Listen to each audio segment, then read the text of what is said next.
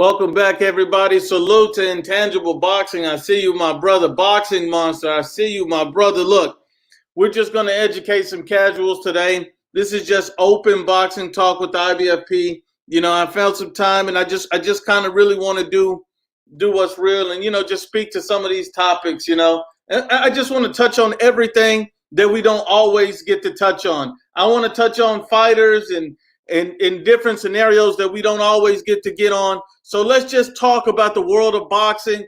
And before we even begin, I'd just like to, give my thoughts and prayers with everybody with the protests. Hope everybody stays safe out there.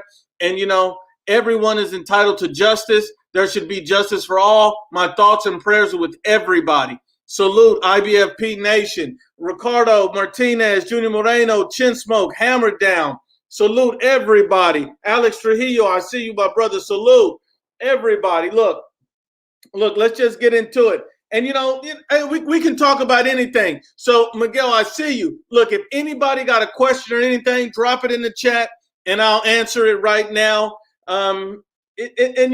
Any boxing-related question, go ahead and drop it in there, and we'll just dig into it.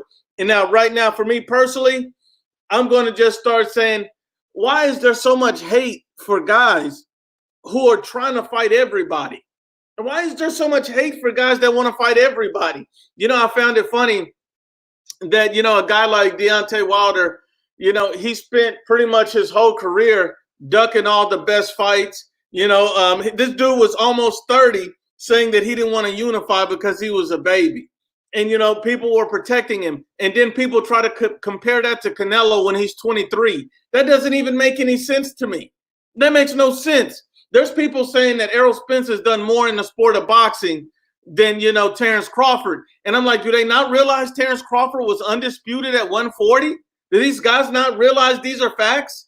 I think so much time people get so caught up in their own feelings that they can't even recognize the facts. They can't. Think about it like this. If you think in any realm that Errol Spence has done more in boxing than Terrence Crawford, you just started watching boxing. That's all it is. Errol Spence Jr., I like Errol Spence. I think he's a quality fighter. And I've had people question all kinds of stuff. And I just don't understand. I don't understand it. You don't question fighters that are trying to be great. You don't question fighters that are trying to do more. Like, come on. Exactly. Beating Mikey's supposed to mean more. Like, Errol Spence beating Mikey Garcia doesn't mean all that much in the big realm of things. It really means nothing. Errol Spence does not gain by beating Mikey Garcia. There was nothing to gain. He was simply trying to build a fan base. That's really all it was. That's all it was. I mean, come on. He has not done more than Terrence Crawford. I mean, and I respect that, Jaden. I respect that. Look, if you got Spence beating Crawford, I can respect that. But, when people come to me with outlandish scenarios saying that, Spence has done more in the sport of boxing than Crawford, you're a casual. People that feel like Deontay Wilder is more proven than Canelo Alvarez is a casual. Like, you can't compare these guys. They're on two different trajectories for their career. You don't realize Wilder's already, 34, about to be 35? Well, this guy has beaten not one top-level fighter in his career. Come on now. Absolutely. I see Inouye getting a lot of success at a higher weight class. I understand he might not convince you right now, Ricardo, but I think that he's more than power. I think his boxing acumen is coming along, his skill, his IQ, his footwork, and I think he's improving bit by bit by bit. Absolutely, Khalifa's boxing. Beating Mikey, it didn't do anything for Spence. What does it do? Like, I don't understand. And what's funny is that they say that that Terrence Crawford and Manny Pacquiao is a fight that looks close to be that could actually happen. There's reports coming out saying that this fight could actually happen and that Terrence Crawford versus Manny Pacquiao is really in the realm of possibility. Terrence Crawford said Manny Pacquiao wants to fight. Bob Arum is saying it. So Manny Pacquiao, Terrence Crawford, and I'm going to tell you this. Anybody that just blindly believes any and everything that Floyd Mayweather said, Floyd Mayweather was never trying to be the greatest fighter. He was always trying to be the greatest businessman. That's why he picked fights at certain times. That's why he carefully picked his opponents and when he fought them. So let's just be real. Let's just be real about that.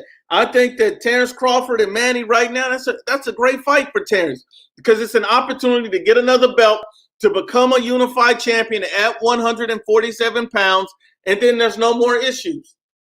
There's no more issues. Ricardo Martinez says, who do you favor? Danny Garcia, Errol Spence. Right now, I think it's a close fight. I still got it close. I haven't really. I know it's a dangerous fight for Errol Spence. You got to think about it. This dude just had teeth drilled into his mouth. When you just got through out of a car, like, I don't know if you're ever going to be able to take those same shots again. I don't. I don't. I do not know that. And anybody saying that Errol Spence just walks through Danny Garcia and it's just going to be easy is a casual. And I'm sorry, I have to say that. And this is why. Keith Thurman didn't have an easy time with Danny Garcia. Sean Porter didn't have an easy time with Danny Garcia. Errol Spence didn't have an easy time with Sean Porter. Let's just be real. Like, look, I'm not saying that Danny Garcia is going to beat Spence. I don't know. I've been thinking about it. I just need some more time. But I will say this. Danny Garcia, if he catches Spence on the chin, I could see Spence getting dropped or hurt in this fight. Think about it like this. Errol Spence needed a tune-up. And also look at it like this. Errol Spence, he fought Mikey Garcia out of a high guard, fearful of his power. Why was he so fearful? It doesn't make sense. This is a guy moving up 2 weight classes. Why didn't you go in and try to rush the guy early in the fight? It didn't make sense. Danny Garcia is not a tune-up for Errol Spence. Anybody says that don't really understand boxing at the highest level. It didn't. And you're absolutely right. Sean Porter didn't have an easy time with Yordenis Ugas. And look, let's not forget, Errol Spence does not want to fight any other skilled fighters at 147.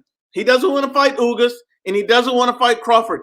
He strategically placed away from guys with a style that can exploit him. That's really what he's doing. He doesn't want to fight those type of fighters because those type of fighters will give him all kinds of problems. Absolutely. Danny Garcia has all kinds of power. Danny Garcia, and look, I'm going to put it like this. I've seen Sean Porter snap Errol Spence's head back. I've seen Kell Brooks snap his head back. I mean, come on now. Errol Spence Jr., has he really been in there with a big puncher? Not like Danny Garcia. Sean Porter's not regarded as having the power that Danny Garcia had. And Errol Spence was saying, I felt his power. Kell Brook, I'll put it like this about Kell Brook. Kell Brook fought the who's who of tomato cans. Then he was weight drained. Come on now. I don't give guys credit for beating a weight drained fighter coming off a knockout loss and an eye surgery. People act like Errol Spence. You know what's funny? I see fanboys all on social media celebrating, jumping up and down. Oh, look what Spence did to Kell Brook. Are you stupid? Are you guys morons? Do you not realize this guy was coming off a knockout loss, an eye surgery, and weight drain? Do you guys think that this was Kell Brook at his best version? Are these Errol Spence fans absolutely stupid? I sometimes wonder if these guys are this stupid. Either you're just ignoring all the facts, or you're the biggest fanboy ever known to man. I don't know which one it is. I really don't. Like, some of these fan bases really makes me wonder. People act like, Errol Spence Jr., he's just going to walk through everybody. That myth was debunked when he couldn't knock out Mikey Garcia. That myth was debunked when he got a controversial decision win over Sean Porter. Come on now. And you're absolutely right. Kell Brook wasn't that great to begin with. And imagine if this was Kell Brook 100% healthy, I got Kell Brook beating Errol Spence in that fight.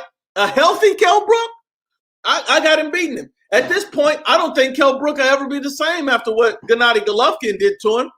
Gennady Golovkin took something away from Kell Brook. Alan Reyes, salute. He says Charlo was suspected of aggravated assault. Jermall Charlo. Look, this is the problem with Jermall Charlo. This is my problem with the guy. When you got more recognition for doing idiotic things, than you're doing for something real, Like I don't know what to think about you. Like I mean, come on. Like I really don't know what to say. I mean, think about it. Jermall Charlo, you're fighting nobodies. You're turning down Canelo fights. And I still have some fanboys jump on here and tell me, hey, Nuke, Canelo's scared of Jermall Charlo. Like, why are you celebrating the guy for being mediocre? Why are you celebrating the guy for being nobody? Like, I don't understand that line of thinking. Only an idiot believes that. So, no, what's up, dog? Oh, I had mute. What up, my nigga? What's going on, man? Hold on, let me mute my TV before you get into some shit. I'm over here watching some other shit. What up, though? Yeah, man, we just talking, bro. I mean, anything you want to speak on? You want to touch on that Danny Garcia thing? I know you feel pretty strongly about that. Oh, well, I was just watching a video about shit. I don't even want to put that out there though. But let's just put it like this: it's a video about this nigga rebuttaling shit. He looked like a sucker right now until that car accident happened. And now, what's the other shit? But I said the same shit. Like, I don't want to be the first person to fight Spence after that car accident and all that shit. This is not a tune-up fight. I don't see what people are. Do y'all not know how hard Garcia is? Not no light hitter. Facts. This is not some bullshit. He just got teeth put in his mouth. Is it out of the realm of possibility that if Spence get hit with a hard shot after the car accident and all that he could mess around and get stopped? Listen, he's not on contact. He's in the same boat as Wilder after the fight with Fury. They're not on contact. So I don't know how the fuck people want to gauge and Spence is a savage and Spence is this nigga. He just flipped his car like 6 times. New teeth in his mouth. The nigga was slurring on Showtime when he did that interview. How the fuck do we know how he's gonna react to getting punched in the mouth? That's real. What's up, Intangible?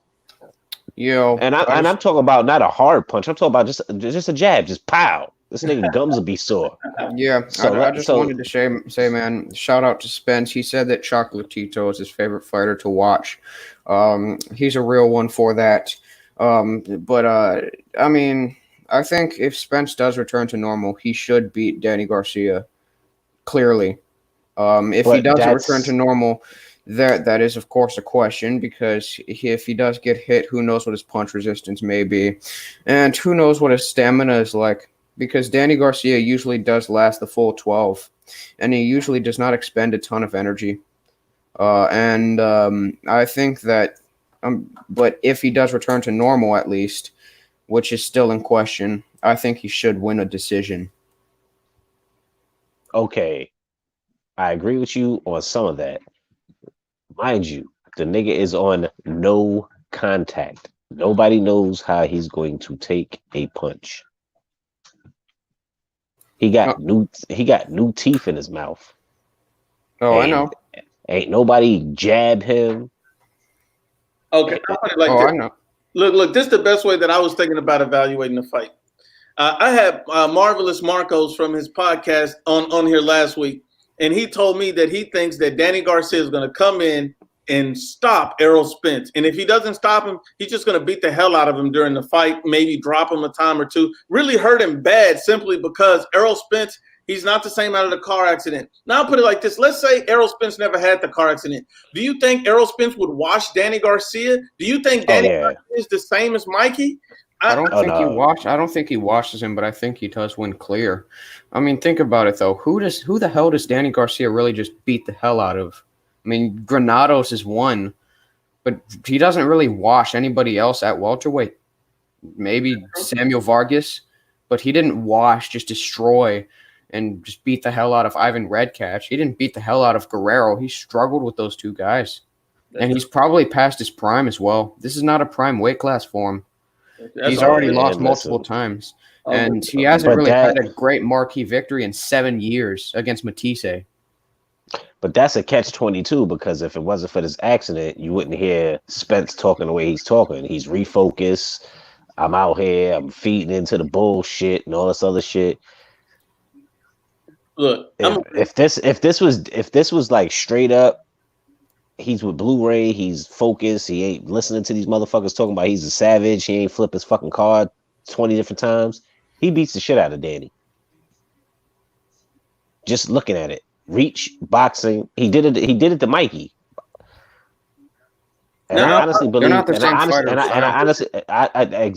I agree with you on that one, but I'm saying just aggression, and Danny is how can I say this? Danny, he's in the pocket, which is Spence's wheelhouse, which gives him options. I could beat you on the outside, or I could beat you on the inside.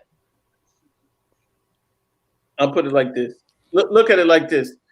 Danny Garcia is the type of fighter that inspires no confidence, like because his terrible performances against other people. But at the same time, I look at Errol Spence and I say, Danny Garcia is not Mikey Garcia. I think we do mix that up a lot. I mean, think about it like this. Danny Garcia did have a hell of a Danny's got a shot. He's got a punch. Exactly. Which is the difference. And not only just a punch, he's a damn good boxer. He's at least a welterweight if we don't believe anything else. Because he gave I don't think Mikey Garcia would perform the way against Sean Porter that Danny Garcia did, or Keith Thurman. I think both of those guys steamroll Mikey Garcia at this point at welterweight. I just don't think that he can compete with those guys on a meaningful level. I think that Errol Spence Jr.'s boxing ability has always been overrated. I think he's just always been too easy to hit. It's just the fact that Danny Garcia stylistically is garbage when it comes to being stationary. Like the guy just sits there. He's too flat-footed. He's not going to have a high enough work rate to beat the guy on the cards.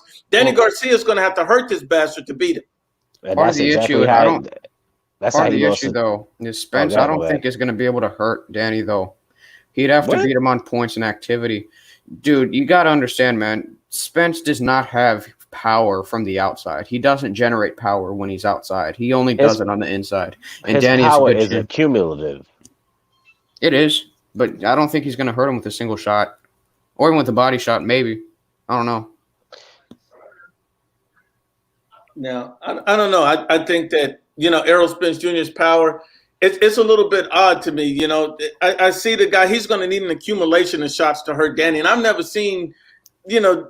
I didn't see that from Mikey. He beat the hell out of Mikey, and Mikey didn't go down or anything like that. Mikey was like, no, I can fucking go to 12 rounds. And then if you look at Sean Porter, everybody drops Porter. I mean, his dude was dropped by Adrian Broner. So I don't look at, and he was dropped by Ugas. I'm not looking at, you dropped Porter, that you're some kind of monster. I don't see that either. I mean, I think Porter's been overrated. Everybody doesn't drop Porter. The Ugas shit didn't count, even though it should have. And Adrian Broner. Spence versus Mikey sort of looked like Usyk Gassiev. I mean, like I was kind of saying, Spence doesn't generate power from the outside. When he's on the outside, he usually just works on just being more active than you, just throwing more shots, doubling up his jab, and just trying to step back off the left hand. But then he works his way in. When he sees that you start to fade, he gonna work his way in. That's when the accumulative punches. That's where his knockouts come from. It's not no one shot punch. It's him throwing abundance of punches, and it breaks you. I got something to ask you guys. Who do you guys have winning Crawford versus Manny Pacquiao if that fight gets made next? Terrence Crawford. I mean, look, Pacquiao is a great fighter, but if by the time he faces Crawford, he will have been off for probably a year and a couple of months. And Crawford is not the stylistic matchup that Pacquiao can just destroy, in my opinion, at least. He's not going to come in doing that shit. Pacquiao is likely going to apply pressure, and Crawford has a good chin, and he's also he loves pressure. I mean, typically when a guy applies pressure on him, he wipes through them. Now, Pacquiao is better than the opponents he's faced, but I mean, I think that's a pretty tough. I think it's a tough fight that Crawford pulls out in the decision. Nah, you thinking way too much into it. I don't see Pacquiao doing any of that shit. I really don't. I really do not, dog. Terrence Crawford got long arms just like Mayweather when he fought him, but he got more dog. I I think the fight's going to be decided on how Terrence Crawford decides to fight the fight. Just like kind of what Charles is saying. If Terrence Crawford really wants to fight the fight from the outside, just outbox him, jab him, counter him, he could probably win a clear decision doing that the whole fight. Easy. If he wants to get in there and dog with Manny, that's when the fight becomes dangerous. Because now you can see both guys getting hurt or dropped and different things happening. I think that's a much closer, difficult fight. I still favor Crawford in either way, but I think that Crawford could win a much cleaner victory if he just, tried to box, stay on the outside, counter, slip and move, those type of things. And Terrence Crawford got dimensions to his games that he can do those type of things. I'm not even sure Errol Spence could cut the ring off on a Manny Pacquiao like that. Like, I don't know. In my opinion, honestly, I know that I'm going to get some flack for this, but I think Terrence Crawford is the hardest puncher at 147 among the top guys. Like, think about it. Who is Danny Garcia, Spence, or Thurman, or any of them dudes actually knocked out on the level of even Jeff Horn, who's a natural middleweight? Yeah, Crawford but why would you get flack for that? That's your opinion. I mean, a lot of people may disagree with that. But I mean, the thing with Crawford, like he's got a ton of dog. Like he cannot. I feel like for a guy like him, it's hard for him to go through a whole fight being very safety first. But that's the thing. He's not safety first. If you look at his fights, at some point he gets hit because he's sitting there and he's all right. Fuck it. He'll switch from orthodox to unorthodox. I mean, boom, I just got hit. Fuck it. Let me switch back. And then he puts a beating on the motherfucker. I mean, I guess, like against Postal, Crawford was dominating him, fighting safety first, and then he just started countering him, and he progressively got more aggressive as the fight started to go on. And he got the knockdowns. But that's because he saw that after like round 5 or 6. He was like, shit, it don't matter what I'm doing. He can't do shit with me. He's not faster than me. It don't matter if I'm southpaw or orthodox. He put the hands on him. Hold on, let me ask Jaden. Jaden, you said you don't agree that Crawford's the strongest puncher at 147. Who's the strongest puncher, Jaden? He said Keith Thurman hits harder than Crawford. Do you guys believe that? I think they have very comparable power. Keith Thurman is a good puncher, but where is he at this point in his career? What is his best knockout generally? His best knockout, probably the highest level of opposition he stopped is maybe Diego Chavez. I don't know. What's interesting about Keith Thurman is that if Keith Thurman, I think he doesn't know when to fight the wrong and the right fight sometimes. Like with Manny Pacquiao, he should have just boxed him on the outside. He should have used his footwork. He was trying to bang with Manny a little too much, and his ego got involved. And then, when he fought Danny Garcia, he hurt him early. If he would have kept the foot on the gas, maybe he could have won that fight in even more impressive fashion. But he didn't, and Danny came storming back. I think Keith Thurman is odd. And then, for him to come out and say that, hey, I'm ready to be a monster again. I want to fight, Terrence Crawford. That shit was a fucking joke to me. I laughed at that shit. Some people in the chat are trying to tell me that Virgil Ortiz hits the hardest at 147. That may be true, but I'm saying amongst the top guys. That's what I've said. But I prefaced my statement with, well, I guess I finished off my statement. I think he's the hardest puncher among the top guys at 147. Virgil isn't there quite yet. I'll tell you this. When Virgil Ortiz gets his big fight, he's going to mess somebody up. And if Adrian Broner would get in that fight for anything less than that $10 million, whatever it makes works to make that fight work, Virgil Ortiz stopping Adrian Broner. He's stopping Adrian Broner. Adrian Broner's going to run as fast as he's going to look worse than he did after the Maidana fight. First off, if AB ain't getting in the ring, he's not getting in the ring with that. He ain't getting in the ring with that young boy. He's not going to do it. That nigga going to sit there with little band camp bullshit and rap about some dumb shit. He ain't getting in the ring with him. Hell no. I mean, that nigga is firm on that 10 mil. If he gonna take an ass whooping, he gonna take an ass whooping from a legend or something. He ain't gonna take it from Virgil. Because them niggas will cut him a deal like, 2.5. Twin. He ain't doing that shit. He ain't gonna get in that ring. He's gonna come back and rematch Pacquiao because he needs to avenge his loss, which was a robbery, man. Oh, Scott Brown said, a robbery. I'm just playing, man. I was about to say, like, what? He needs to go take his victory back, bro. He was robbed. Everybody know he beat him. Scott Brown says Duran Ennis beats Virgil Ortiz. I would like to see Boots up the. There's a few fighters I want to see up the competition. Like you talking this Boots Ennis shit. The last person he fought was ranked 176. I mean, I really like Duran Ennis. Very big fan of his skill set. I think he has the highest ceiling among the prospects at 147. Of course, that includes Daniel Ilyusinov, or however you pronounce his name. I like that dude too. But also, I think Ennis has to have somebody who's a better fucking fighter than Eubov or whatever his last opponent's name was. Well, I've been seeing, Virgil Ortiz fight better ranked competition. I'm seeing him anxious to move up. I've seen progressions in the fight. I think a guy like Robert Garcia, who's teaching him to do more than just land big shots, to try to box a little bit, try to get a little more rounds in. And Virgil Ortiz's last 3 fights were all guys who had never been stopped before.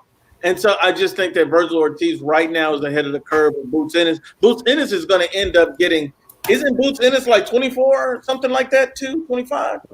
Yeah, Boots is 24, 23. Yeah, I think even younger. But Boots got a leg up. He got brothers who fought, father fought. He knows the game. He's 22. He's going to turn 23 this month. Okay, so I was close, 23, 24. But he still got experience in his corner. Like they all been through the shit. And this is what we need. We need Boots Ennis to actually step up and start getting better fights. And isn't he on the PBC side or something like that? I don't know if he's with PBC, but he's on Showtime, but he hasn't signed there. I damn sure know the last opponent was ranked 176. Yo, I do think though that Daniel Ilyusinov is a pretty underrated fighter. He was an Olympic gold medalist at welterweight. I think he can actually make an impact there. And he's on the same network as Virgil Ortiz. I'll tell you what, man. I think if Virgil Ortiz, whenever he gets his step-up fight, no matter who it is, I think he's going to be a problem. And I do want to say one thing about this Ryan Garcia thing. I've been getting a lot of Ryan Garcia hate lately. And I'll tell you this. Ryan Garcia is a social media guy, Burger King commercials and all that shit. I will tell you this, and Ryan Garcia has not proven himself yet at all. But I will tell you this: his skills right now, they look real. They look like they could be elite. And I think right now, if he gets the Linares fight and beats Linares, I think the guy's the next coming of something special. I think he can be special. I don't think there's any reason for anybody to be hating on the prospect this early in his career. Let the kid develop. Let the kid's young, and he's already trying to fight a guy like Jorge Linares. And most people say Linares is going to destroy him anyway. So let him fight him, and let's see what happens. Well, that fight's not happening. They already canceled that one. Yeah, and Linares was like, I think he's stuck in Japan or something. Yeah, he's traveling ban. The same thing with the Loma Tio fight. Yeah, so traveling ban. And so, I mean, Bob Arum saying he's hoping he can get the Loma Tio fight. I mean, everything's starting to open up, so I'm assuming that's going to happen. Well, everything was starting to open up until this shit started happening. So now you got fucking martial law threatening certain cities and shit. So certain, certain things they won't be able to pop off. Absolutely. And I don't see Virgil Ortiz as a prospect anymore. He's a contender to me. I think he's ready to be a contender. No, don't he got a title? A title contender. No. Don't Virgil Ortiz got a belt? Oh, like a interim belt? I believe so. Yeah, he's got one of them recycled motherfuckers. Yeah. He either got the wood or the aluminum or something. Yeah. and so, I think right now for me, I think Ryan Garcia, same as Black and Brown, I got him as the number one prospect because the kid right now, the skills look great. Hand speed is fast. A good power, training with Eddie Reynoso. The kid got a lot working in his favor. We just need to see what that chin is. I definitely don't think that Ryan Garcia is the best prospect in boxing. What you got? I got a few guys above him. I think that Bakhtir Jalolov at heavyweight is better than he is. I think that Bektemir Melikuziev at super middleweight is better than him. I think that Israel Madrimov is better than him. Ryan Garcia struggled against a journeyman. Well, how old is Ryan Garcia when he struggled? I think this is a couple years ago, but I mean, he's 19 now. So what the fuck was that? 16? I mean, like, you know, the guy was a kid. And then a lot of these guys, you know, I really never rank heavyweights with anybody else. I kind of try to keep the heavyweights separate. But like Tuan said, Tuan, hit that link, my brother. I just dropped it. I think when you look at these other guys, I think when I say he's the best prospect, I mean it in the sense of the guy has more opportunity to have different dimensions to his game, you know, to be a more versatile fighter. That's what I'm looking at. Oh man, I think Matchbox is very good. I think he's a special young fighter, but I don't think that he's going to have the dimensions that a Ryan Garcia could have if he utilizes his full potential. I disagree, man. Yeah, because Ryan is 5'11". He's got the potential to go wherever. He's 5'10", 5'11", and he's only what, 18, 17, 18? I disagree. He's not done growing. He hasn't hit his full grown man weight yet. I disagree with that, man. I think that Bektemir Melikuziev, even though he doesn't quite have Garcia's dimensions, he's got so many different layers to his game. He's a great boxer, and he can apply pressure and cut off the ring, and he has great power, and he has great footwork. He's literally like a mix of Lomachenko and Golovkin. And just like Black and Brown said, Ryan Garcia has the highest ceiling. Well, I guess that's it's all opinion right now because we don't know until these guys step up their levels, but I do think Garcia with his size, his speed, his power, he seemed to have everything. And then, you know, I really need to see his chin tested. I think his chin being tested is going to be big, big, big for me to see what it is. You and me both. Yeah, because, you know, if you could come out there and you're a hell of a boxer and then you get hit and you look like Amir Khan, I'm like, I don't know how far you can go with it. And that's exactly Amir Khan. 1, 2, 3, 4, 5, 6. Here comes the counter. Boom. Okay. NyQuil. All right. Hold up, man. I got to give it up to the Grim Reaper. Salute, my brother. What's goody, man? What's good, two hands? Man, we just chilling, bro. Open boxing talk. Anything you've been talking about this week or something that you want to touch on? Because I know you got some topics that you've been going over, man. Just anything going on in the world. Oh man, like really, man. I've been dedicating a lot of my week, man, focusing on, you know what I mean, just the injustices in boxing, honestly, bro. I'm just like, yo, this Dillian Whyte shit's getting out of hand. This whole, you know, this WBC ranking hopscotch we've been playing is getting out of hand. Like, you know, that now when this guy comes out on Sky Sports and he says, you know, being number one doesn't make you a mandatory. So my whole shit is what does? You know, so at the end of the day, it's just like, bro, I just been mulling over that shit and pretty much just sticking it to Mauricio Suleiman on Twitter every damn chance I can get.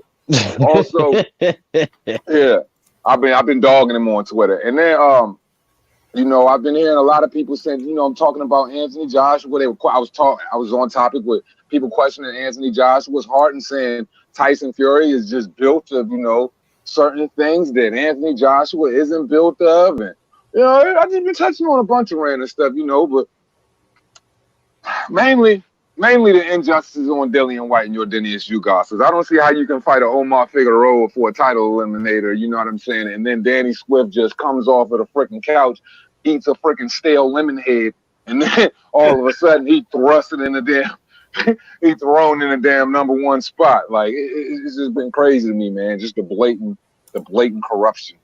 That's real talk. What's up, Unbiased? I know Unbiased. Any topic you want to talk about, man? Anything you want to speak on, Unbiased? What's going on, man? What's going on?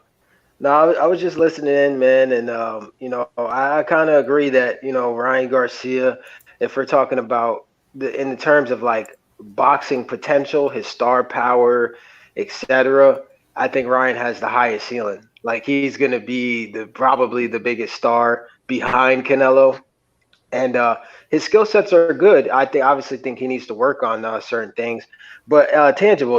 Isn't Jalolov? Didn't he go back to the Olympics? Yes, and he's going to be back right afterwards. He's not even a pro yet. Yeah, but he's still a prospect.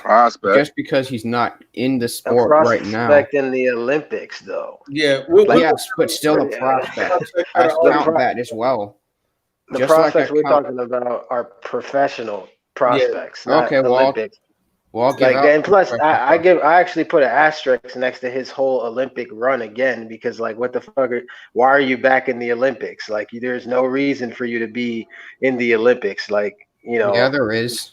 I mean, shit, Not that Loma did Helps it. name recognition if he gets an Olympic gold medal.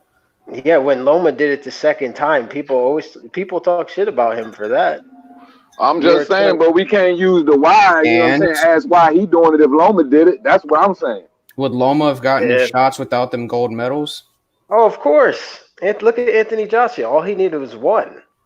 And he got a whole full push. They push you fast for being a silver medalist. Man, but everybody knows, you Loma know, the also- gold medal. Yeah, Those Loma are also went back heavyweights, and- bro. Those are but Loma- heavyweights. Jalolov, what weight class is he? He's a heavyweight. Super Right. heavyweight in the amateurs. Right. Anthony Joshua, what class is he? Heavyweight, right? He only Yes, has he's one medal. heavyweight. And look how fast they pushed him. Exactly. He has no medals thus far in his amateur career. So if he goes back and gets one, he's going to be pushed even further. Yeah, Absolutely, but I mean, don't- in yeah. my personal opinion, I feel as though it It's don't bad. matter what weight class it is. If you go through the Olympic system and you know what I'm saying, you end up getting a gold medal, you already fast tracked on, you know what I'm saying, the championship train. Like, I mean, How that old shit's is he been since the again? beginning of time. How old is he again? Who? I don't know. Don't quote me. Jalolov. Jalolov is 25. God damn. Oh man, that's a Bro, come on, man. Like, you going in there and you go beat up 18-year-olds now? that's ridiculous. Dude, I mean, we dude, got a you 35. realize that AJ was like 22 when he became an Olympic gold medalist. Tony Yoko was 24, 25. Hrgovic was about 24 or something like that. All of these guys were around this dude's age, and because of the but they COVID didn't thing- go back in the Olympic runs at 25. Like, that's crazy. But there are a lot of heavyweights now that are 30 years old and are prospects. I mean, but let's be honest Oh, well, here. yeah. There's no There was a difference in heavyweight- them. No, I get that. There's a Like, popular what's his heavyweight name? prospect right now talking about going back in the Olympics. I'm uh, trying to think of who it was. Somebody was just talking about it, and honestly, it was somebody in the heavyweight division. well, I it's get homeboy that's 30 years old. What the fuck? What's his name again? Arslan That's why they're Makhmadov. no, not him. Shit, man. Joe Joyce. Yeah, I understand why they're fast tracking him because they have to. He's old, right? He a Yeah. 35-year-old prospect. Right. Yeah. I mean, I get it, but it's like, damn, bro, 20. You don't need to do that. Plus, Jalolov. I mean, you hear about all the sparring stories. He could turn pro right now and probably whoop a lot of guys. You know, he used to beat up Luis Ortiz in sparring. You know, a lot of other predominant heavyweights he sparred and gave them good work. So, I mean, yeah, you know, going back and grabbing a medal, of course it looks good. I just don't think he needs to. You know, he has all the skill sets. Hey, man. I feel you I'm just unbiased, saying, but man, think about it. If you're a boxer, not to cut you off intangible, I just want to say this real quick. Think about if you're a boxer and it's your childhood dream to get an Olympic gold medal, bro. Post that up, you know, represent your country and get it done. So I mean, if that's a childhood dream, in that case, I can understand it because I mean, shit, when I was playing football, running that rock, like, oh shit, I wanted to. There's a couple things that you know, there's things that you want under your resume. You know what I mean? So a gold medal, I mean, that's some prestigious shit. Hey, man, he's going to go on ahead and sign with DAZN after he gets that gold, and then he's going to destroy Dillian Whyte in his 7th pro fight. Yeah, man. He's a good fighter. From what I see, he's a really talented fighter. I think he should just turn pro. You know, he definitely would do good right now. What up, y'all? Yo. What up? What's cracking? What are we talking about? These prospects? Yes, Jalolov, and how he's going to defeat Joshua or whoever's on top, Fury, in 2024, 2025, and become undisputed. Nah, Well, he no, got he smart just- ass he and went shit. all the way left. Yeah, he's Well, like I at was 20 gonna- at 2030 he'll be the I was next just gonna heavyweight say, He went champion. all the way left. All them boys is gonna be retired in 2025, bro. So he gonna have to crack somebody else up.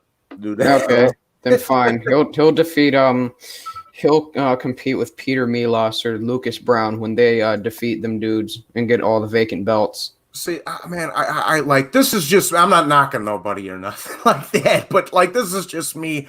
I can't like. I know you guys got your prospects. I can't start liking the guy until they show me something, dog. That's just how I am, though. You know what I mean? Like all these kids, Ryan Garcia, Haney, fucking Hergovic. Like I got to see you beat somebody first. That's just how I am, though. You know. No, I agree with that. I don't overhype these prospects. You got a lot of people saying Jaron Ennis is number 3 at welterweight. He ain't done nothing. Yeah, nah, hell no. Unbiased. His last opponent was ranked 170 something, man. I agree. And as a matter of fact, that's who it was. It was Philip Hergovic. Philip Hergovic was talking about entering the Olympics this year. Intangible. His old ass? Yeah. Oh my god. Intangible knows how I is. He's not no guy with these prospects, dog. He knows how I am. He's going back to the Olympics. What is he like? 32? Talk about it, bro. The nigga's in his 30s. Hold on. I got a question for Unbiased real quick. Unbiased, why is Dillian Whyte why is he getting screwed over so much by the WBC? What did he do that they feel like they can do all this to him? Because I'm really having a hard time understanding why he's constantly getting screwed by these guys. Like, why won't they give this man a shot? Everybody says he's trash and everybody beats him and they talk so bad about him. Why is he not getting his shot? Because he's too honest. Yeah, I think he's right now he can upset, what they got going on. Wilder, they want Wilder to make as much money as he possibly can right now because he's pretty much at the end of his career. And the WBC, we know how they are. Like, they like big money fights to get a piece of the pie. So that's what I think is happening. Protect him a little bit. I mean, I do still think Wilder does beat Whyte. If ducking aside, being scared or whatever, I do think he does beat Dillian. I don't. I'm sorry, bro. I see Whyte destroying Wilder. I seen Wilder get his. I thought Wilder beats AJ too until I saw him fight Ruiz in the second fight. I was like, okay, this nigga learned to move his head. Dillian Whyte, man. Listen, real quick. We've seen Deontay Wilder get beat up on the inside by Eric Molina, right? Like, so if you're telling me that Dillian Whyte cannot get on the inside of Wilder and rough him up, then I mean, I don't know what you're watching. Like, he doesn't know what to do. His balance is just too bad, though. His balance is not good. Wilder's going to time him, in my opinion. Wilder's balance is bad. Wilder got bad footwork. Yeah. Wilder got Dillian Whyte. I've seen 15-year-olds with better footwork than Wilder's got, son. Okay, like honestly. Come on, man. Come on. That man ain't never heard of a jump rope, but he heard it. Nah, he heard of a jump rope. He just can't jump them. Wait, exactly. But Dillian is the smaller fighter, and he's going to be coming forward, so he's going to have to be the one who moves his head off the center and uses angles and things like that, and his balance is back when he pivots. No, he's not the smaller fighter. Wilder has more power. Listen, I'll what say are we this. talking about? Smaller in height or smaller in height or weight? Height and reach, I think. Wilder clearly got the reach. I'll say this. Wilder can knock him out. I'll say that. And definitely, I think Wilder could knock him out. I am saying that Dillian Whyte actually can beat Deontay Wilder. And I can see how. He can bully him. I'll say this, bro. If Wilder goes in there and gets smoked by Fury for the third time and then tries fighting some Dillian Whyte, he's going to get fucked up again, bro. I'll tell you that right now, bro. Hold on. Let me ask you. Two hands. How does this Whyte question? How soon before you pick it up? Somebody got background. Yeah, that ain't me. Look, man, I know I'm going to get a ton of hate for this, and I don't really care. I think people are sort of underrating Wilder because he got his ass whooped by a much Oh, my God. Hold on. No. I got to do that. Hold on, everybody. 1 second. Everybody, 1 second. Intangible, I respect that. I just got to say this. When he said everybody's underrating Wilder, I think everybody's overrating Fury. I think you going in with a fight. Fury turns into a god after beating Deontay Wilder in the phone. And I think Fury's elite. I'm the one who made this exact prediction that he's going to stop Wilder simply because Wilder fucking sucks. This guy is garbage at almost every end. I'm going to let you get this. Okay, the reason why I'm saying that is because everybody is... Go to two hands real quick. 1 second. Two hands. I know you wanted to speak. Man, look, man. Wilder don't have I don't know where I'm hearing this stuff about Wilder having balance, Wilder being able to time somebody. Wilder just because Wilder gets in the interview and say he timed the guy when he throws a couple punches with his eyes closed, don't even really mean he timed them. And then what's the biggest threat to Wilder outside of pressure? The jab. What has Dillian Whyte been perfecting his past couple of matches? The jab. Oscar Rivas, he lived behind the jab. Martius Rock, he lived behind the jab. And he's going to be inside your chest, using head movement off the line, and he's going to rock him with that left hook. Bro, if Eric Molina can go through that type of rounds, those type of rounds with him, if Johan Duhaupas can go through those type of rounds with him, there's no way that he's going to get out of 3 to 5 rounds with Dillian Whyte, bro. Okay. It ain't happening. The reason why I said that, and I have to explain myself. All right, well, real quick, intentional. Let me just say this, and you know, I'm just saying. Look, we've been seeing Deontay Wilder get beat up by low-level guys until he finds the right hand for his whole career. So I don't understand how we can sit here now and say Dillian Whyte cannot beat Wilder when he's almost been beaten by majority of his opponents. Okay. My whole thing is if he fights Dillian Whyte, one, reach. When Wilder wants to use that jab, he can. 2, Dillian's a brawler. He's going to come forward. Wilder's going to catch. Somewhere down the line, he's going to catch him. Yeah, let me just say this, man. Because man, he going to fling that thing wrong. Man, look, I'm trying to say that. Okay, but if he hits Dillian with that, Dillian's going to sleep. Okay. Bar none, all of the other bullshit aside. Let's be realistic here. How did Wilder just go out just the last fight? He got pressured. He got put on his ass. It don't matter if Tyson Fury tall. It don't matter if freaking Dillian Whyte is short. Them boys got strength. They got core strength. They got inertia. Hold on, let me finish. So if Dillian Whyte, if Tyson Fury just went out there and made it look easy, what do you think Dillian Whyte's gonna go out there and do to him? The blueprint's already out there, bro. All you got to do is push him on his back foot. But 2 hands, that's not the blueprint. Tyson Fury is 6'9". Bro, it don't matter if you're 6'9" or 6'4". All you do is got to double up on the jab and get inside his chest, bro. It's not that hard. Yo, it's not that hard. Since the beginning of time. You're asking a lot out of Dillian Whyte because Dillian Whyte doesn't. No, you're asking a lot of.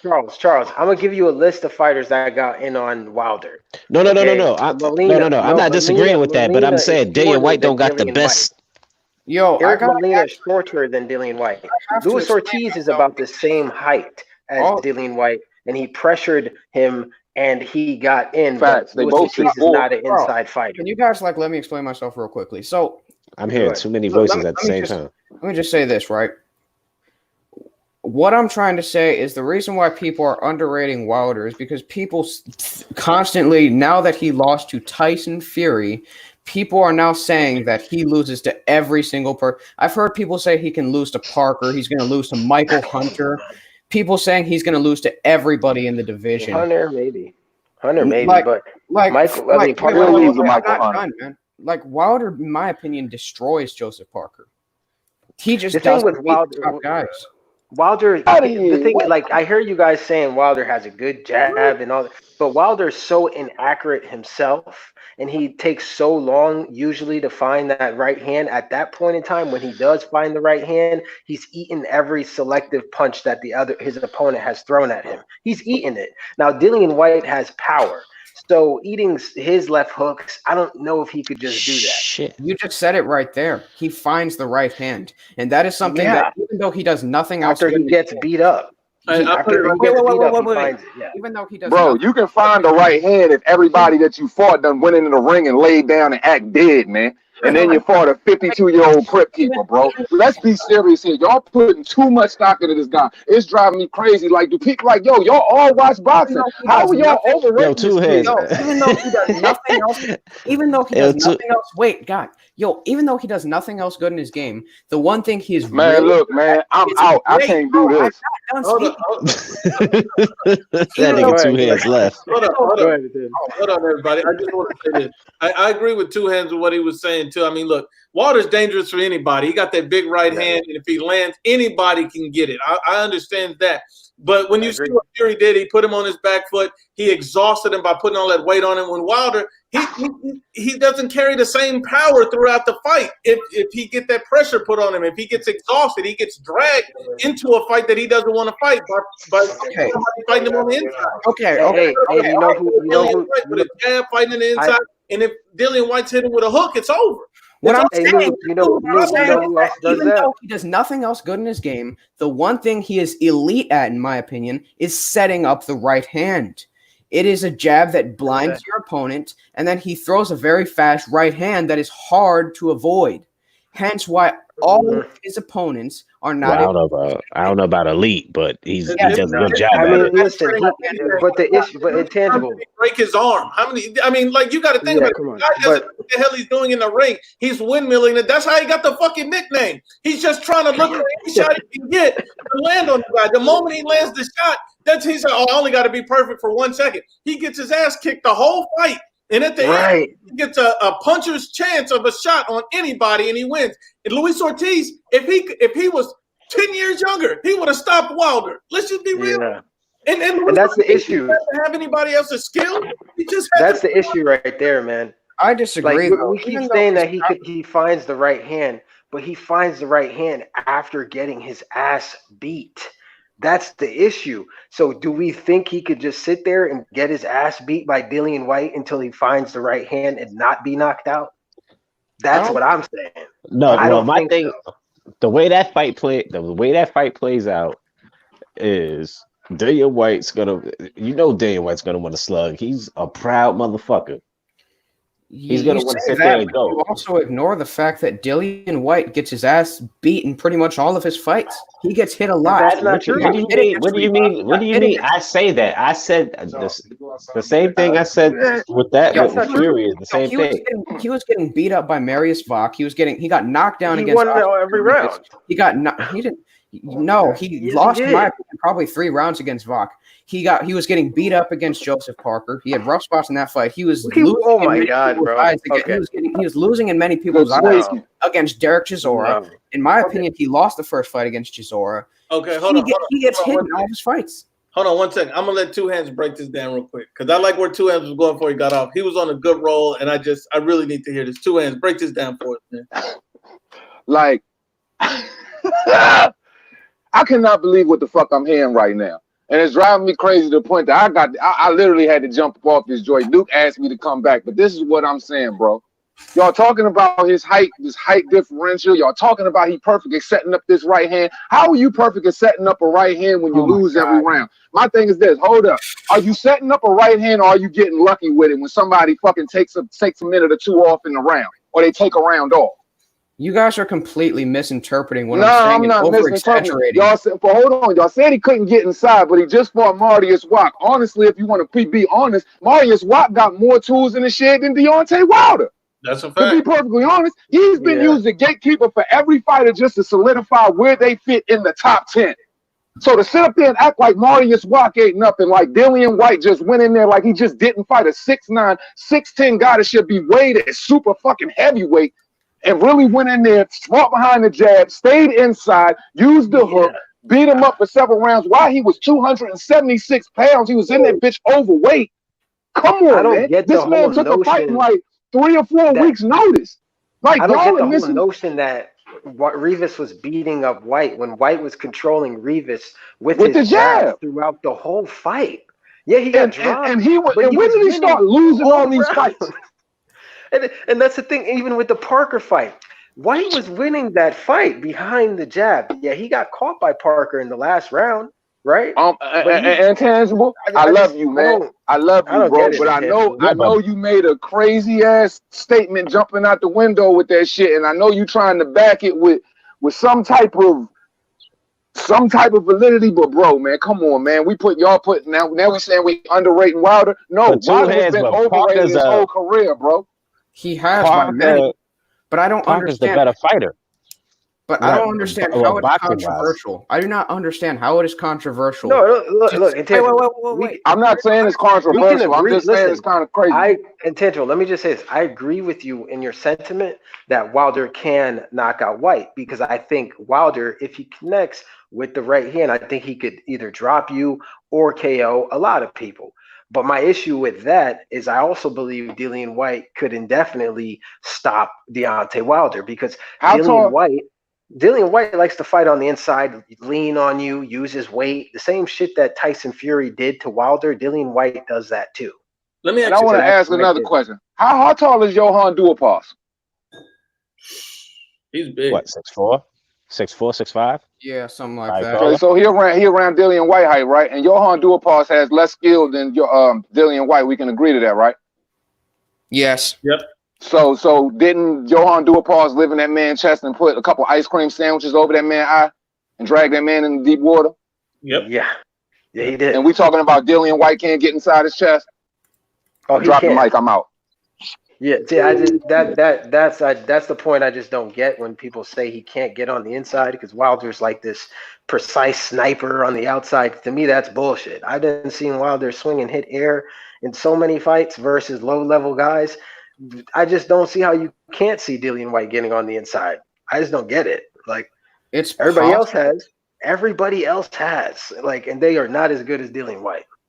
I'm gonna tell you this. I'm gonna ask you this. I said the other day that I believe Usyk beats Deontay Wilder if they fight right now, and a lot of people said that was controversial because they said that Usyk is not really, ready for the heavyweight or what have you. I mean, what do you guys think? Can Usyk beat Deontay Wilder? Is that possible? Man. Right now, my only. I don't know about that. Listen, and look, if Wilder wins, I can pick Wilder on anybody cleanly. Let me just say my only reason for saying. I'm just going to put it out there. I just don't understand. And saying something is crazy means that it is controversial in your eyes. That I don't understand how it is controversial to say that Wilder cannot beat a top 10 consensus heavyweight when he has been a top 3 heavyweight for the past couple of years. Yeah, but intangible. That wasn't originally what you said. You said top 5. Yeah, intangible. And I also don't understand how Dillian Whyte is going to evade Wilder's right hand. My only thing is, and this is my point when you talk about him fighting Dillian Whyte is there's so much animosity and hate in that fight. I see Dillian going in there trying to slug. Wilder's going to catch him. Wilder's going to catch him. Yes. No, man, Mark Hibbs got Dillian Whyte very disciplined, and you can see per fight. Listen, not early. Two hands, but this is what I'm saying. When they bang, they're going to bang. You can throw the boxing shit out the window. Them motherfuckers genuinely have a hate for each other. You can't never throw the boxing shit out the window, fam. Acting like Dillian Whyte is all right. I'm just saying. I'm just saying, bro. I don't believe that Dillian Whyte would forgo his game plan in boxing. If you do that, that would show a skill set. You can't call yourself elite. Especially how he just lost the fight. Dillian's gonna want to try to walk through him. Hold on. Yeah, but look, you guys are talking like Deontay Wilder is this creative player. Like you guys. No. I'm not saying no. I'm biased. I'm not saying he's creative. I'm just saying it's going to be a slow. Right hand. I literally acknowledge that he has nothing else besides. No, I know, but you're not acknowledging what happens before he lands that right hand. Other than Dominic Breazeale, his career is getting beat up until he lands that. Dustin Nichols, that fat butterbean, dropped him. Okay. Harold Sconier's dropped him. He's been getting beat up his whole career. Dustin Nichols didn't drop him. Right hand. Did. Okay, so you gotta just be rational. Like, yes, he does find the right hand, but he's getting beat up until he finds it. Harold Sconier shorter than Dillian Whyte. He's 6'2". So I don't get it. Like, dude, I'm hella rational. With a 23% knockout ratio. I just see the fight playing out that them niggas is going to want to slug. Hold on. If they Why start, would- and why I hear would- what and you're why saying, would- but my whole thing is this. When it comes to the sweet side of boxing, one thing you're never supposed to do is you never forego your game plan for aggression, bro. Dillian Whyte already knows that this guy is easy work, bro. He gonna go in there and go to work. And where y'all see Wilder getting a chance to time and land this right hand, let's be serious here. When Wilder faced his first elite opponent, what did Tyson Fury do? Tyson Fury kept the fucking right hand busy. He kept the right hand busy to where he couldn't even set and throw it. Wilder has to set on that 1-2 to throw that hand and be playing. Dillian Whyte wouldn't give him that type of time because what would he be doing? He would be pawing with the jab, keeping that hand busy. Wilder is not going to get that right hand off. Wilder might get it off to these little clown tomato cans y'all set him up with. Yeah, that's cute. But I mean, come on now, to a Dillian Whyte and a Mark Tibbs game plan, it's not going down like that, fam. I'm talking about the technical things where you got a guy that literally all he does is 1-2, 1-2 all fucking day. You really believe, and he has nothing else in his arsenal. He don't have no hook. He don't got no jab. He ain't even learned to use his jab to even try to set up the right hand better to disguise it even more, bro. It's not disguised behind anything. So if you butt naked in the center of a boxing ring and all you throwing is a 1-2, you can easily deflect that with the fucking left, with the opposing hand. Like, dog, he's not gonna get that off. Like, can I ask the panel something? Does Deontay Wilder have an inside game, or is his mid-range game even decent? Hell no. No. Okay. And Dillian Whyte likes that range of fighting, and if he gets there, Deontay Wilder's a fish out of water, bro. Like, he's just gonna get beat up, completely beat up too. It's not Tyson Fury picked him off. Dillian Whyte is going to punch him behind the head, lean on him, beat his body up. Like, he's gonna make it ugly, aggressive, and just he's gonna get beat the fuck up if he gets it. And then let me tell you guys why Deontay Wilder wanted to fight Tyson Fury. This is why he wanted to fight Tyson Fury. Simply because he does not want to fight big punchers. He does not like fighting big punchers. Absolutely. He does not want to fight somebody that has an opportunity to knock him out, simply because his whole game plan is predicated on landing a big right hand. He's not intelligent enough to set up anything. That's why he goes 5, 6, 7 rounds with bums, and then he lands a right hand. Because if he was really that incredible, he'd be getting them all out in one round, because it would be that easy. He would have that some level of skill or IQ that he could put that together. He doesn't. He even admits himself he never studies his opponent. The guy goes in there. If Luis Ortiz was a puncher, he would have knocked him out. If Eric Molina was a puncher, he would have knocked him out. Hey, Noob, we can't forget about Sugar Ray Spilker, the way he was dancing on his ass. Yo, I think Wilder would be a much better fighter if he had somewhat of a balance. If he did, like, he does not have balance. This is what I'll say about Wilder, man. This is what I'll say. If Dillian Whyte decides that day that he wants to box with Wilder at a distance, then Wilder most likely will knock him out. But I don't believe that Dillian Whyte wants to do that. I think Dillian Whyte's going to be Dillian Whyte. He's going to get mid-range and on the inside beat up Wilder's body, lean on him, all that aggressive, you know what I'm saying, shit. That's how he fights. Man, honestly, I versus Rivas, he chose to box a bit, right? He chose to box a bit versus Rivas because Rivas is a boxer-puncher. Wilder just a puncher. So he's going to go on the inside and whoop him. That's what I think. Honestly, I think that the Povetkin of a couple years ago bodies Dillian Whyte. I'm not mad at that. I mean, and we all got to be realistic here about Dillian Whyte and his skill set, man. Dillian Whyte is on an extremely steep learning curve, bro. This man has had less than 25, you know what I'm saying? He had less than he had less than 20 amateur fights. His man came over from a kickboxing background, and he had to adopt a boxing skill set. And what he has done in that time frame is nothing short of amazing, man. And considering how much he picks up on per fight, like, I don't know if people have been watching. If you looked at him from Oscar Rivas to the Walk fight or whatever, I'm starting to see this man employ feints with his jab. I'm starting to see him use the old school crossbone defense. Like, this dude, he ain't no fucking pushover, bro. Like, he is an elite fighter. He is in that top 5 category. Now, what I'm saying is I ain't diminished Wilder to where I'm just like, I'm throwing that Bama in the bottom 20. I just thought he was ass anyway. He always gonna be in the bottom 50 of my mind. You know what I mean? And who got the better resume, when it comes to the top 5, bro, he ain't fucking with the top 5. He can't even beat Philip Hergovich. Who got a better resume? Dillian Whyte or Deontay Wilder? Dillian Whyte. White, but jaw off bodies White. I mean, he got to fight those 18-year-olds first, and then we're gonna see after he beat up on those kids and come back to the professional rankings. Them dudes he's going to be facing are going to be in their 20s, though. Let's be honest. We're just simply worrying about the guys that are on it right now. Deontay Wilder, and we don't even know if he's going to be the same mentally after this fight with Tyson Fury. I mean, we don't know if he can mentally recover from being beat like that. We've already know that Anthony Joshua has levels to his game. He's recovered. He put on a masterclass. Can Deontay Wilder even be competitive in a trilogy? That's what I'm saying. We can't forget that. Can Deontay Wilder do anything other than what he's already done all these fights? I think AJ does body Wilder. However, if Wilder does catch him, he's in trouble. That's one thing.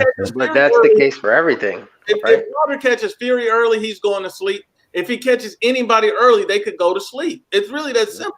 He actually did catch Fury once. Perfectly honest, rolled the shot pretty well. I'm not even that sure about that. I don't put that much stock in his power. I never have. Because you want to know the thing is, when that motherfucker fought his first elite opponent, that man was only at 50%, and you caught him in the 12th round, and you couldn't keep him on the canvas. So really, what does that say about your power? When you fought him the second time, you hit him flush with a right hand in the first round and the second round, and it didn't even move his big 273-pound ass. So really, I ain't putting that much stock in your power, bro. You don't even sit down on your punches right. You swing windmills like a 16-year-old cheerleader. Like, he ain't got power like that. And then I think it's hard. I don't think he point real quick. Just what like Tuan said, he raises a really good point. Think about it. Luis Ortiz got up from the first shot in the first fight, didn't he?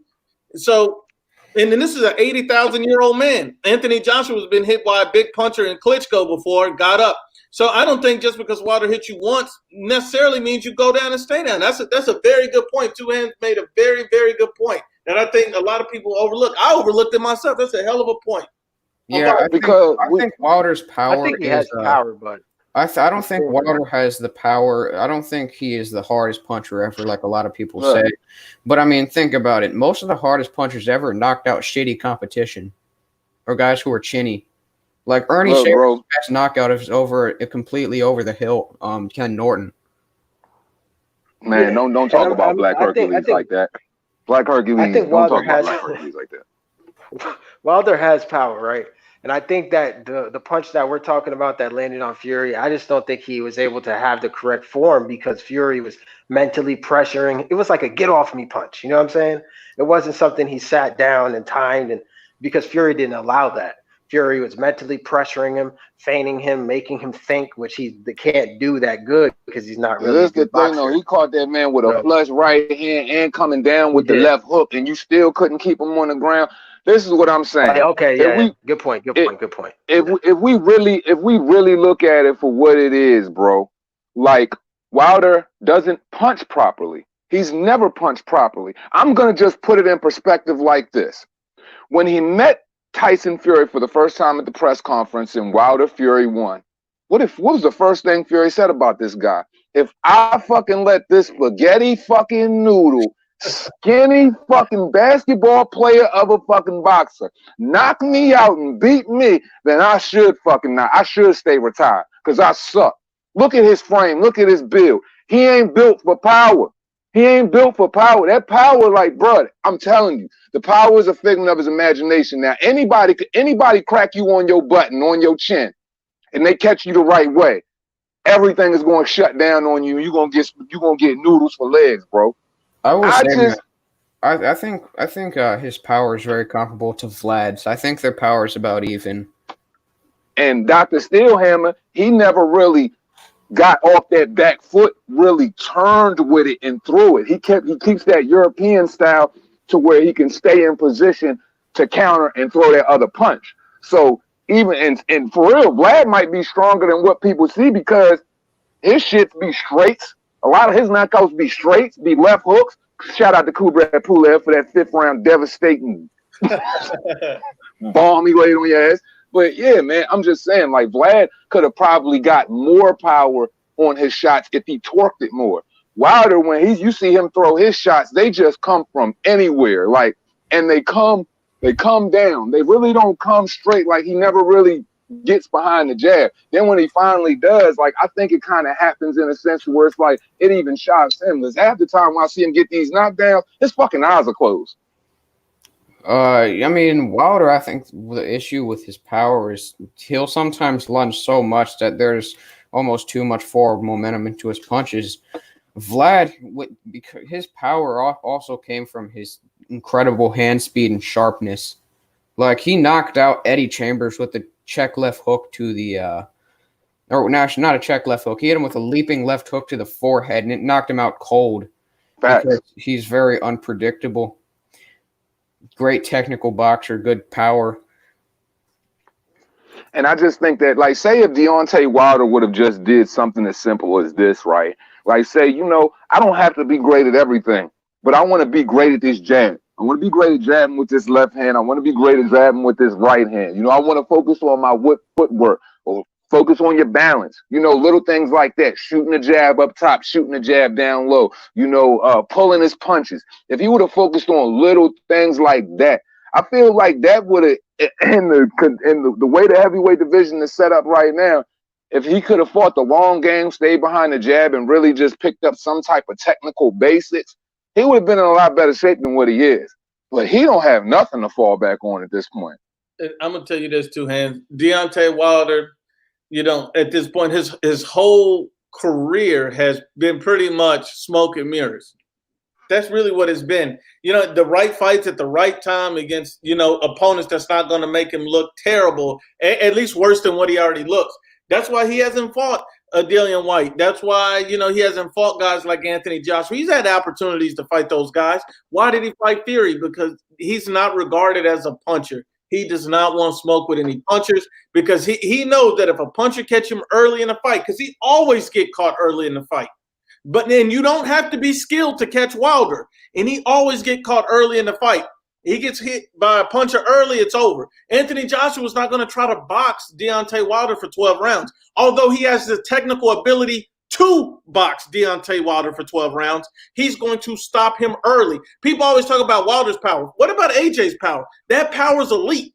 Yeah, that's real. Wilder has never shown he can take that type of power and keep going. And Deontay Wilder has never been hit with that type of power. He's been hurt by Tyson Fury, who's a pillow puncher compared from what Wilder has said. He's been hurt by, you know, Harold Sconiers. He has never faced elite power from a Klitschko, from a Joshua, because the moment he does, he will go to sleep.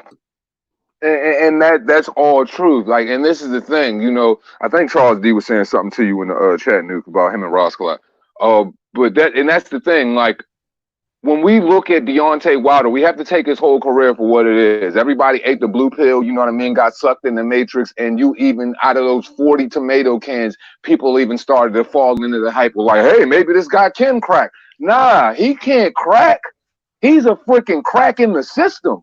Like, like, this dude does not have any pop like that. And the thing is, if you, like James Toney said, like we've always said, Nuke, if you manufacture all of these tomato cans and get kicked over, bro, I could make you 40-0. I could make my cousin 40-0 if I make doing it that way. So how can you believe in an individual power if he's never went up against an elite opponent, an elite puncher? Now, Fury mashed you up the way he did, and Fury doesn't have elite level power. He just sat there. He still didn't even sit all the way down on his punches.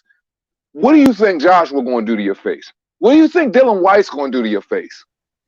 Ooh, man, that would be nasty. That would be nasty. Charles D, are you going to move off of this Dillian Whyte topic at all? Do you see any way Dillian Whyte can beat Wilder? No. I wasn't saying all that. I'm just saying the way that they're talking and the way that I see the fight playing out, that's just how I see it playing out. I see the motherfuckers getting busy.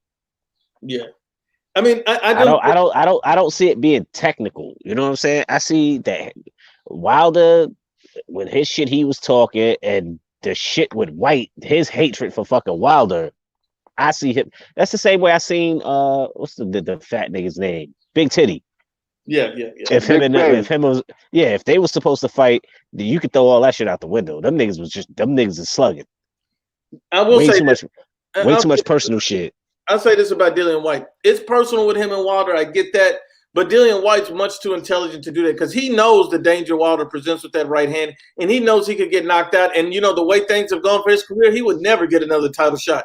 Dillian Whyte is going to go into that fight same way I believe he'd go into an AJ fight, thinking about the game plan, sticking to the game plan, and being focused on it. I've never seen Dillian Whyte deviate from his game plan where he was so emotional with anybody to where he Chisora. Only with Jonathan Banks. Only when he was with Jonathan Banks. Never with Mark Tibbs, though. That's right. Yeah, but what about the Chisora fight? Mm. The first one. Yeah, the first one, though. The second one slowly started turning into that slugfest, but that first one was a goddamn war. And just wasn't Chisora in the first fight? Wasn't he with Jonathan Banks in the first fight? Oh shit, that's a good question. I'm just talking about how it played out.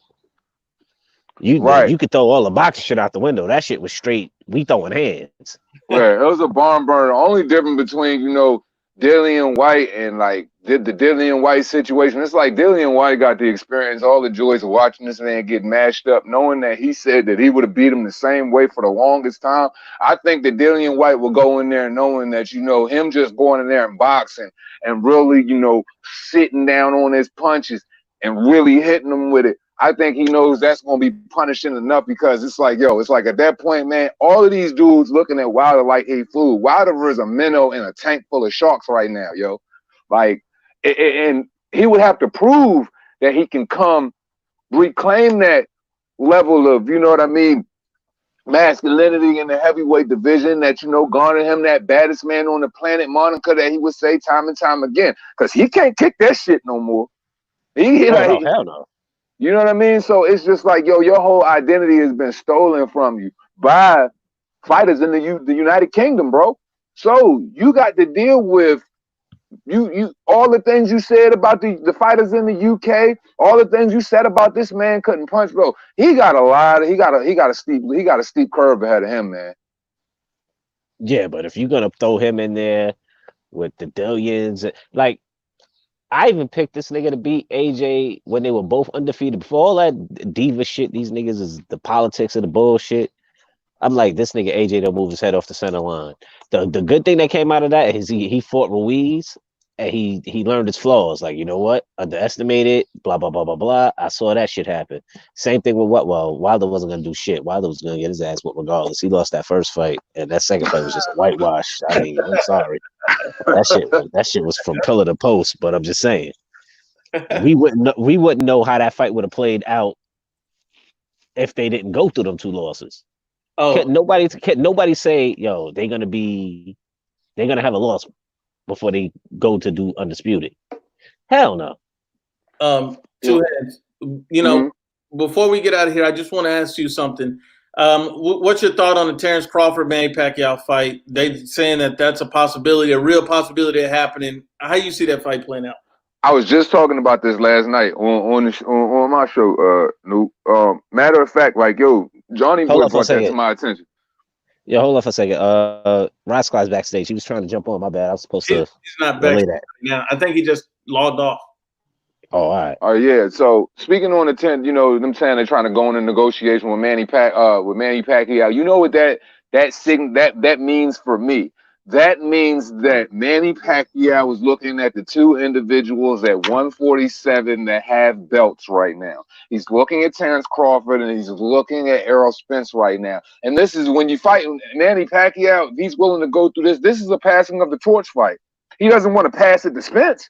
He wants to pass it to somebody that is cut from that same throwback cloth that he is, a real and a little Tasmanian devil, a little beast, just like he was. So if he's willing to go out, if he's going to go down fighting, but if he's going to go out with an L, it's going to be to a Terrence Crawford. And we're going to accelerate. We're going to boost Terrence Crawford fame, rightfully so. Let Terrence Crawford be that guy, and then now Terrence Crawford got 2 belts. Now Errol got 2 belts. Something got to shake. That's right. And look, you can't avoid that fight at that point. There's no way you can say no easy road, nothing. If you don't take that fight at that point, even the fanboys got to be like, no, this is unacceptable. Right. And Nuke, you want to know what I was thinking too, bruh? Like, how would Errol Spence feel for real if Terrence Crawford get that fight with Manny Pacquiao, oh my God. Yo, listen. He'd be Yo, sick. two hands. I put wild bread on this shit too. Ask Gun Rights and ask Rocket. I said the minute that nigga flipped this car, I was like, I bet you, motherfucking Spence gets that motherfucking Pacquiao fight. And the reason I said that is because Pacquiao is he has strategy with his shit. He picked off motherfucking Thurman at the right time. Because remember, when he fought Thurman was like, yeah, I ain't taking no rough touches. This is my get back year. He had that rough fight with Josecito Lopez. What happened?